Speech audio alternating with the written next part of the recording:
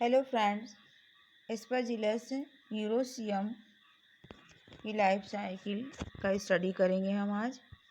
तो आइए देखते हैं सिस्टमेटिक पोजीशन। एस्परजिलस को kingdom Mycota, division Eumycota, sub division Ascomycotina, class Plectomycetes, order Eurotiales, family Aspergillaceae, genus Aspergillus में रखा गया है। अब इसमें देखेंगे हम उसकी ऑक्यूरेंस, प्राप्ति का स्थान। एस्परजिलस मितोपजीवी कवक है। इसकी लगभग बहुत सारी जातियाँ भारत में पाई जाती है। ब्लैक मोल्ड डिसीज एस्परजिलस के द्वारा होता है। इसे हम यूरोसियम भी कहते हैं। माइकेली 1729 में इसका खोज किए। एस्परगो, जिसका अर्थ होता है स्प्रिंकल, मतलब छिड़कना,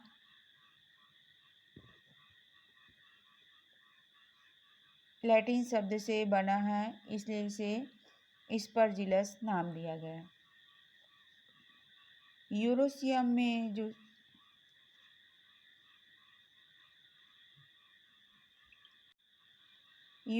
में हम देखते हैं कि जो सेक्सुअल स्टेज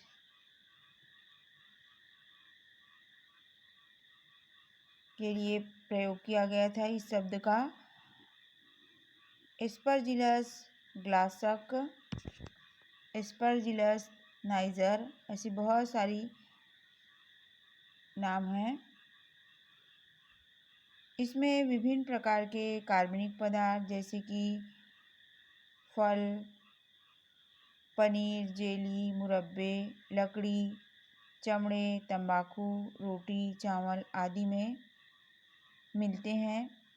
इसके अतिरिक्त ये जातियाँ जो है कागज़, कपड़ों, मिट्टी या फिर वायु में भी उपस्थित होते हैं। एस्परजिलस की कुछ प्रजातियाँ जो है परजीवी भी होते हैं, जो मनुष्य तथा पौधों में डिसीज उत्पन्न करते हैं। मनुष्य तथा जंतुओं में एस्परजिलोसिस जो है रोग उत्पन्न करते हैं। ये स्पीसीज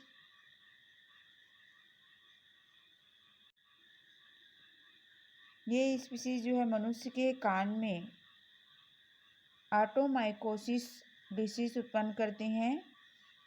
इसके अतिरिक्त मनुष्य में त्वचा, फेफड़ों में भी ये डिसीज उत्पन्न करते हैं।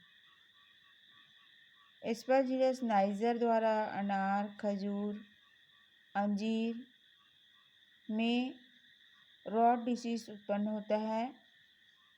एस्परजिलस की कुछ प्रजातियों में हम देखते हैं जैसे कि मूंगफली में किरीट विलगन, कपास में गोलक विलगन डिसीज उत्पन्न करते हैं।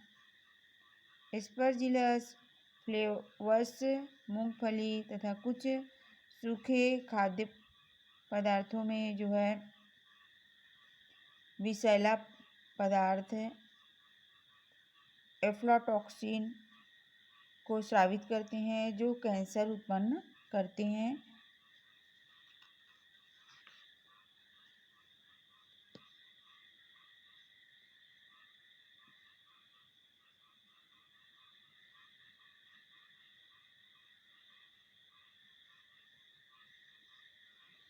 एस्परजिलस की जो स्ट्रक्चर है, जो सेप्टम है, वो हम देखेंगे। स्ट्रक्चर ऑफ एस्परजिलस, तो ये सेप्टेट माइसिलियम का पिक्चर है, जिसमें बहुत सारे न्यूक्लियाई हैं। सोमेटिक हाइफा ये जो है खंडों में विभक्त होते हैं, इसलिए इसे हम इनकी माइसिलियम को सेप्टम कहते हैं। सेप्टेट माइसिलियम प्रेजेंट होता है। ये गुच्छे में जाल की समान संरचना बना लेती हैं, बहुत सारे होते हैं। ये कवक जो है थैलस बहुशाखी कवक जाल में होता है। कवक जाल जो है रंगहीन, मतलब इसमें कोई कलर नहीं होती है, ब्रांच कभी हल्के पीले रंग के पटयुक्त माइसीलियम का एक जाल होता है, जिसमें कुछ हाइफी जो है फूड मटेरियल को के ऊपर पूरे फैले रहते हैं तथा कुछ हाइफी जो है फूड मटेरियल भोजन पदार्थ के अंदर इंटर कर जाते हैं और भोजन को एब्जॉर्ब कर लेते हैं। कवक तंतु जो है ब्रांच बेलनाकार और कोमल होते हैं। कोशिका भी 3 की चिकनी होती है। कवक तंतु बहुकोशी होते हैं। कोशिका में पट एक सरल छिद्र होता है। कोशिका पट में कोशिका द्रव्य केंद्रक तथा अन्य अंतर वस्तुओं के प्रभाव को कंट्रोल करता है। इसमें जो कोशिका होती हैं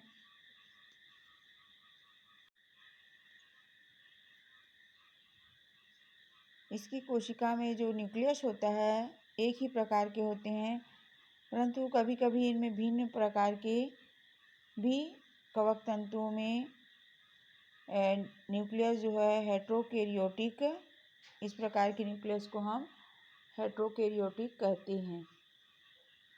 कोशिका द्रव में केंद्रक के अतिरिक्त माइटोकॉन्ड्रिया, राइबोसोम, एंडोप्लाज्मिक रेटिकुलम भी पाए जाते हैं। भोज्य पदार्थ जो है इसमें तेल की बूंदों ऑयल ग्लोब्यूल्स के रूप में स्टोर रहते हैं। एस्परजिलस जो है कॉलोनी द्वारा जो है रंग उत्पादन करने का काम करते, जो उसके एक अच्छे गुण हैं। इसमें 2 प्रकार के होते हैं ये वायु भागों में रंग दिखना, जैसे कि कोनिडियोस्पोर्स में, कोनिडिया तथा हाइफा में। सेकेंड इसमें देखते हैं जो अंतः स्तर में भी रंग दिखाई देता है।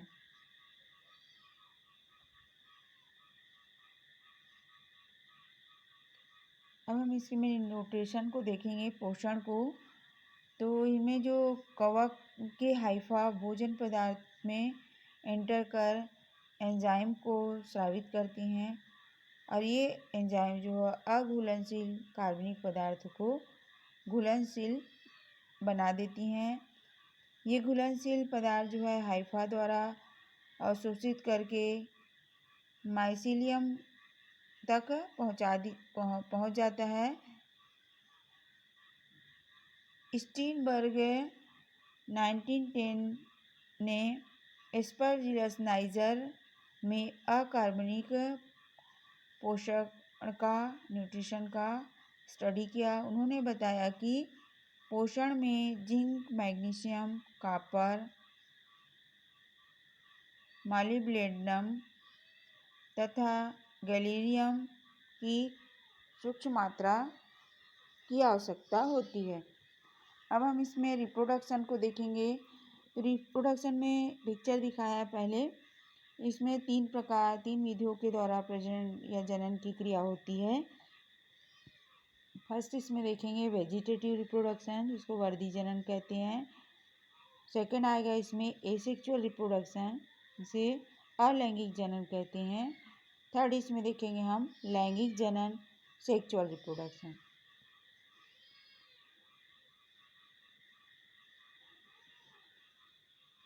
वर्धी प्रजनन में हम देखते हैं कि फ्रेगमेंटेशन मेथड के द्वारा जो माइसीलियम है वो खंडों में खंडित हो जाता है और खंडित हो जाने के बाद प्रत्येक खंड का कवक जाल जो है विकसित होकर नए एस्परजिलस का बना लेते हैं।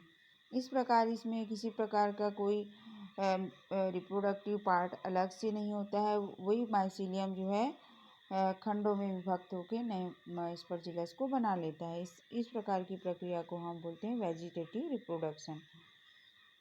लैंगिक में अलैंगिक जनन में हम देखेंगे स्पर्जिलस में अलैंगिक जनन जो है भोजन की बहुत अधिक मात्रा तथा अनुकूल परिस्थिति में यह प्रचुरता के जब भोजन की बहुत अधिक मात्रा हो जाती है और अनुकूल परिस्थिति हो जाती है तब उनमें जो कोनिडिया द्वारा ये प्रक्रिया होती है। कोनिडिया जो है चैन के समान कोनिडियोफोर के ऊपर डेवलप होते हैं और इनका जो कवक जाल है कोशिकाओं की अपेक्षाकृत अधिक वृद्धि करने लगते हैं धीरे धीरे और इनमें जो वाल होती है दृढ़ हो जाती है। इनमें ही फूड सेल्स, इसे ही हम फूड सेल्स कहते हैं। प्रत्येक पादप कोशिका में अपेक्षाकृत अधिक वृद्धि होने लगती है और इनके ऊपरी भाग में शाखा में कोनिडियोफोर यंग कॉलोनी में ही कोनिडियोफोर में कोनिडिया चैन के रूप में लगे होते हैं। ये कोनिडियोफोर है, इसमें कोनिडिया इस तरह से कोनिडिया चैन के रूप में लगे हुए दिखाई दे रहे हैं पिक्चर में। कोनिडियोफोर प्रायः अशाखित एवं पठहीन होता है। प्रत्येक शिशु कोनिडियोफोर में 2 से 5 मिलीमीटर की लंबाई में वृद्धि कर लेता है और वो सबसे ऊपर कोशिका द्रव पर एकत्रित हो जाते हैं और ये सिरा जो है फूल जाता है। यह फूला हुआ भाग जो है गोलाकार होता है, जो कोनिडियोफोर के ऊपर गोलाकार फूले हुए सिरे को वेसिकल कहते हैं। ये वेसिकल है का आकार भी भिन्न प्रकार का होता है। एस्परजिलस नाइजर में गोलाकार, अलग अलग एस्परजिलस में अलग अलग प्रकार की इसमें संरचना दिखाई देती है। किसी में अर्धचंद्राकार, किसी में मुग्धाकार होता है। वेसिकल के चारों ओर अंगुलियों के समान उभार निकलती हैं जो बोतल के समान स्टिग्मेटा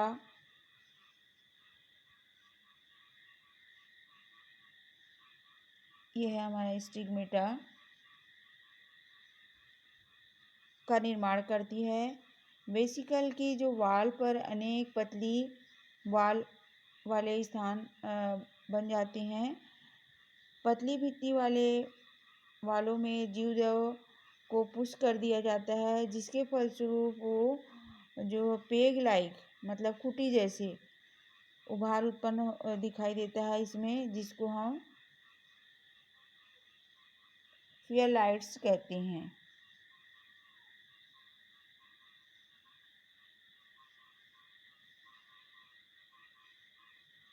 स्टिग्मेटा में 3 परतें हो सकती हैं, जिसमें वेसिकल की सतह की पहले बनने वाली परत को हम प्राथमिक स्टिग्मेटा कहते हैं। इसके बाद वाली परत को हम द्वितीयक स्टिग्मेटा कहते हैं। फिर इसी तरह थर्ड स्टिग्मेटा नाम दिया गया। कोनिडिया का निर्माण अधिकतर सेकेंडरी स्टिग्मेटा के ऊपर होता है। कोनिडिया का निर्माण के समय जो स्टिग्मेटा में एक न्यूक्लियस होता है, यह केंद्रक साधारण विभाजन द्वारा 2 केंद्रक में विभाजित हो जाता है। इसमें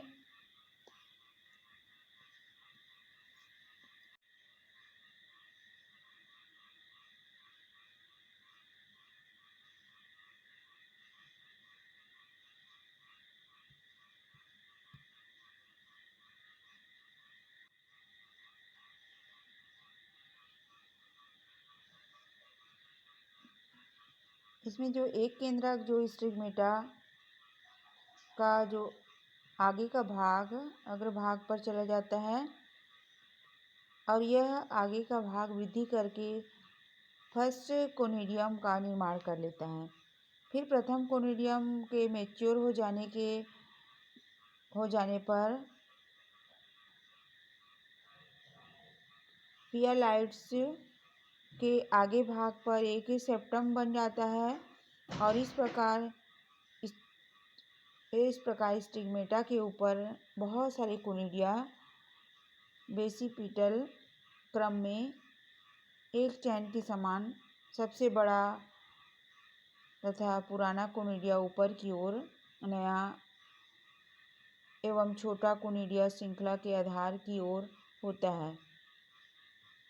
चर्च के अनुसार देखते हैं, कोनिडिया एक दूसरे से बद्ध कोशिकाओं द्वारा जुड़े रहते हैं और मैच्योर होने पर ये कोनिडिया स्टिग्मेटा से अलग होकर वायु में स्वतंत्र हो जाते हैं और एक स्थान पर ये ले जाए जाते हैं। इनमें जो कोनिडियम एक छोटी अंडाकार संरचना होती है।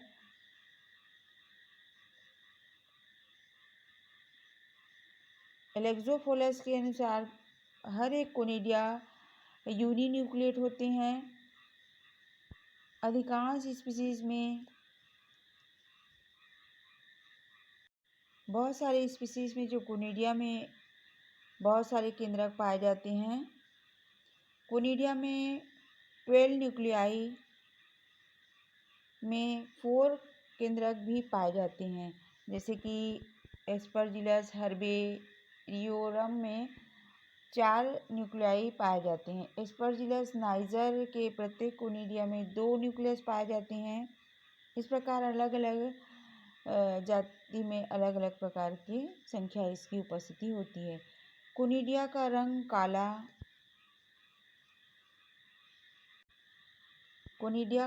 हरा, भूरा, नीला अथवा पीला हो सकता है। कोनिडिया का रंग जो है एस्परजिलस की स्पीशीज के अनुसार ही अलग होती हैं। कोनिडिया की बाह्य भित्ति को देखें तो इसमें एपीस्पोर तथा अंदर की ओर एंडोस्पोर होती है। एपीस्पोर के ऊपर जो है एकदम बारीक पतली महीन कंटक या स्पिनस पाए जाते हैं। हेनेलिन ने इसे 1976 में कोनिडियम में जो इलेक्ट्रोड ट्रांसपेरेंट एरियल की उपस्थिति को बताया। एस्परजिलस के जो कोनिडिया बहुत छोटे, हल्के तथा शुष्क होते हैं, जो वायु के द्वारा एक स्थान से दूसरे स्थान पर आसानी से वितरित हो जाते हैं। अनुकूल परिस्थिति जब आती है तब ये उचित माध्यम में कोनिडिया जो है जर्मिनेट होकर नए माइसीलियम का निर्माण अनुकूल परिस्थिति आने पर ये नए माइसीलियम का निर्माण कर लेते हैं। इस प्रकार हम देखते हैं इसके सेक्सुअल रिप्रोडक्शन को। अलैंगिक जनन में कोनिडिया सेकेंडरी स्टिग्मा में ही कोनिडिया का डेवलपमेंट यहाँ पर लगा हुआ पिक्चर में स्पष्ट हमको दिखाई दे रहा है।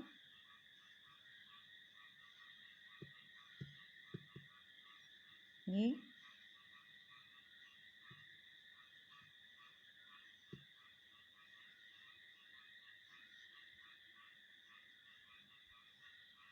प्राइमरी स्टिग्मेटा है, ये सेकेंडरी स्टिग्मेटा है, वेसिकल है।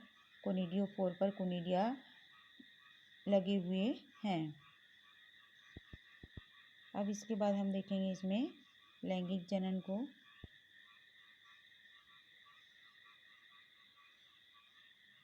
इनका डेवलपमेंट विभिन्न स्टेज में इनका डेवलपमेंट कोनिडिया का यहाँ दिखाया गया है।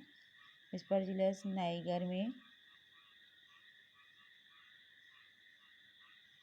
First stage, second stage, mitotic division हुआ यंग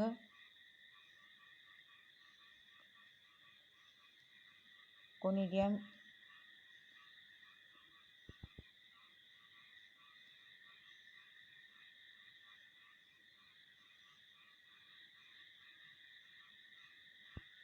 कोनिडिया परत से घिरा होता है, बाहरी परत इसकी आउटर कोनिडियल वार, फिर इनर कोनिडियल वार,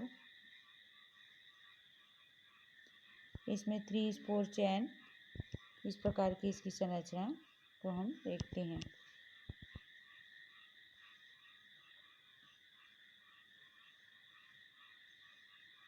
ये स्कस पे लगे हुए होते हैं।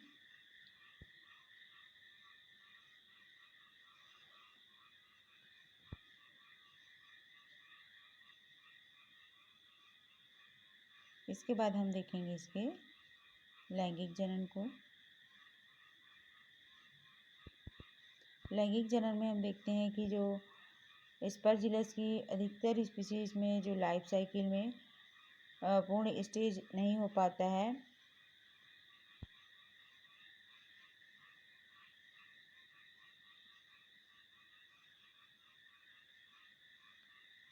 इसमें नर जननांग एंथ्रीडिया तथा मादा जननांग एस्कोगोनियम या आर्किकार्प्स कहते हैं। समथैलिक जो जातियां होती हैं, इनमें नर और मादा जननांगों का विकास एक ही माइसीलियम में होता है। अब इसमें हम देखेंगे एस्कोगोनियम, तो जो माइसीलियम कवक तंतु की कोशिका में एक शाखा निकलती है और वह शीघ्र ही कुंडलित हो जाती है, सेप्टेट हो जाती हैं। कुंडलित और सेप्टेट इस तरह की संरचना बनती है उसमें। धीरे धीरे करके शाखा कुंडलित स्प्रिंग के समान, इस तरह स्प्रिंग की समान ये संरचना बनाना शुरू कर देती हैं और ये सघन हो जाती हैं। स्प्रिंग के समान संरचना बी में दिखाई दे रहा है। यह मादा शाखा 3 क्षेत्रों में विभेदित होती है। इनका जो शीर्ष स्थान होता है ऊपर की ओर एक कोशी एवं बहुकोशी होता है, इसे ट्राइकोगाइन कहते हैं। जो जननांग क्षेत्र होता है, ट्राइकोगाइन के नीचे का भाग एक कोशी तथा बहुकोशी एस्कोगोनियम है, जिनमें मादा गैमेटेंजिया डेवलप होती हैं। एस्कोगोनियम के नीचे का आधार बेसल भाग जो वृंत होता है, इनमें मल्टी बहुकोशिकी तथा बहुकेंद्रकी होते हैं। स्पर्जिलस की जातियों में देखेंगे हम कई जातियों में एंथ्रीडियम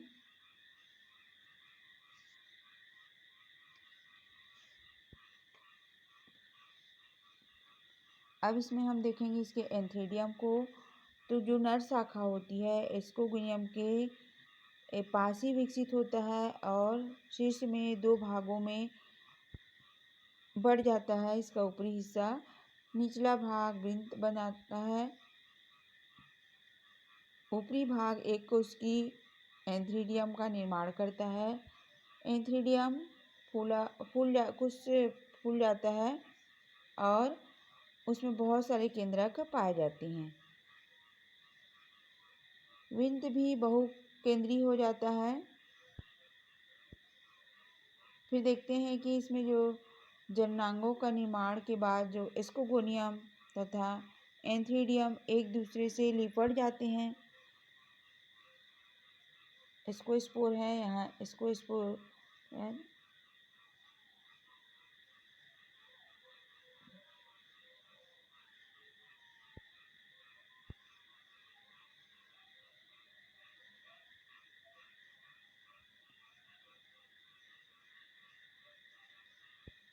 एक दूसरे से लिपट जाते हैं और एंथ्रीडियम का आगे का सिरा ट्राइकोगाइन के ऊपरी सिरे से चिपक जाता है।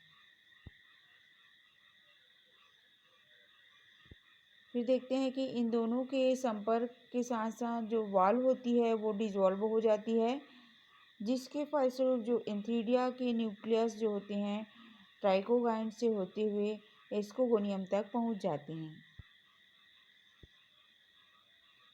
एस्कोगोनियम तथा एंथ्रीडियम की कोशिका द्रव्य का संयुग्मन तुरंत ही हो जाता है, परंतु जो नर तथा मादा केंद्रक तुरंत संलयित नहीं होते हैं और ये जोड़े के रूप में पेयरिंग कर लेते हैं। जोड़ा युक्त कोशिका को हम डाइकोरियन स्टेज कहते हैं। इसके बाद ही स्कोगोनियम में पट का निर्माण होता है और बहुकोशिकीय कवक तंतु बनता है। इस तंतु में जो कोशिका के न्यूक्लियस में एक पेयर केंद्रक होता है, इसे एस्कोजिनस कवक कहते हैं, कवक तंतु कहते हैं। स्कोगोनियम के जो वृंत में स्टाइल हाइफा बनते हैं, जो ग्रोथ करके चारों ओर से उसे घेर लेता है और स्यूडोपेरेन्काइमेटस संरचना बनाकर कवक की फ्लोटिंग बॉडी का निर्माण करते हैं, जिसे हम क्लिस्टोथिसिया कहते हैं। एस्कोजिनस हाइफा के जो अग्र हिस्सा होता है वो बढ़ने लगता है। एस्कोजिनस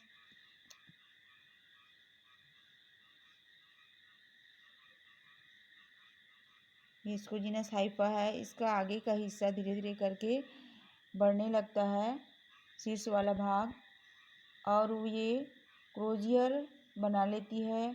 दोनों केंद्रकों से संयुग्मन का विभाजन होता है, अर्थात दोनों केंद्रक जो है एक साथ विभाजित होते हैं और लगभग एक दूसरे में समकोण की स्थिति में होते हैं। क्रोजियर के बीच वाली भाग में एक नर तथा मादा न्यूक्लियस तथा निचले भाग में ऊपर तथा एक एक न्यूक्लियस आ जाते हैं। इसी समय दो पटों का निर्माण या सेप्टम का निर्माण हो जाता है, जिसे हम बेसल सेल एक केंद्रक होता है।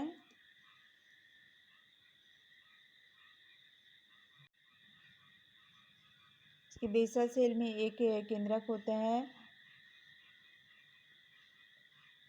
पेनल्टीमेंट सेल में दो केंद्रक होते हैं। फिर इसके टर्मिनल सेल में एक केंद्रक होता है। पेनल्टीमेंट सेल में जो है दोनों केंद्रक जो है आपस में संयुग्मन करके डिप्लॉइड न्यूक्लियस बना लेते हैं, जिसे हम कैरियोगेमी कहते हैं। कैरियोगेमी के फलस्वरूप जो डिप्लॉइड न्यूक्लियस होते हैं, यह कोशिका एस्कस के मदर सेल कहलाती है। कोशिका आकार में वृद्धि करता है धीरे धीरे करके।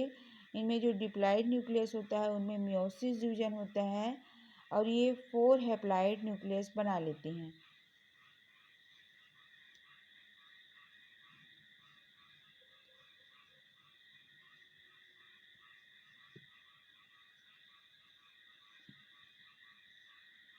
ये इसमें मियोसिस डिवीजन हो रहा है और ये 4 मियोसिस डिवीजन हुआ और ये 4 हैप्लॉइड न्यूक्लियस को बना लेते हैं।